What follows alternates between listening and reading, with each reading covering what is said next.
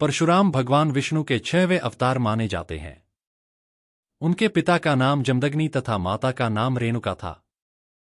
परशुराम के 4 बड़े भाई थे। एक दिन जब सब पुत्र काम से जंगल चले गए तब माता रेणुका स्नान करने को गई। जिस समय वह स्नान करके आश्रम को लौट रही थीं, उन्होंने राजा चित्ररथ को जलविहार करते देखा। यह देखकर उनका मन विचलित हो गया और जब वो घर लौटीं तो उनके हाव भाव देखकर महर्षि जमदग्नि यह बात जान गए। किसी भी पुत्र ने नहीं मानी पिता की आज्ञा। इतने में ही वहां परशुराम के बड़े भाई रुकमवान, सुषेणु, वसु और विश्वावसु भी आ गए।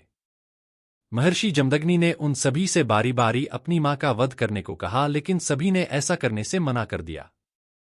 इससे नाराज होकर महर्षि जमदग्नि ने उन्हें श्राप दे दिया और उनकी विचार शक्ति को खत्म कर दिया। तभी वहां परशुराम आ गए। उन्होंने पिता के आदेश का पालन करते हुए अपनी मां का सर काट दिया। यह देखकर महर्षि जमदग्नि बहुत प्रसन्न हुए और परशुराम को वर मांगने के लिए कहा। तब परशुराम ने 3 वरदान मांगे।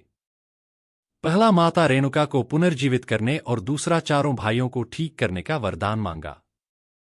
तीसरे वरदान में उन्होंने मांगा कि उन्हें कभी पराजय का सामना न करना पड़े और उनको लंबी आयु प्राप्त हो।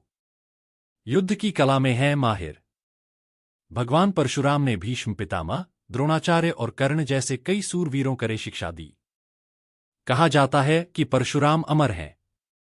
वह भगवान कल्कि को भी युद्ध की नीतियां सिखाएंगे, जो कलयुग में भगवान विष्णु के अवतार होंगे।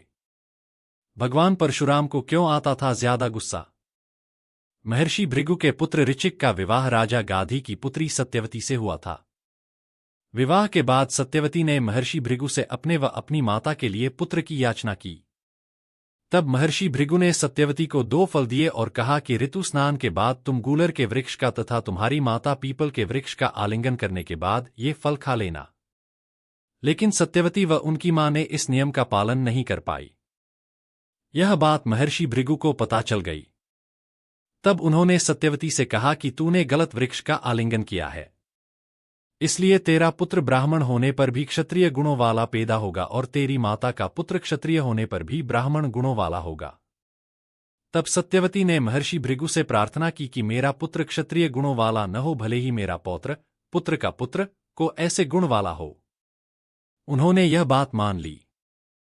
कुछ समय बाद सत्यवती के गर्भ से जमदग्नि मुनि ने जन्म लिया।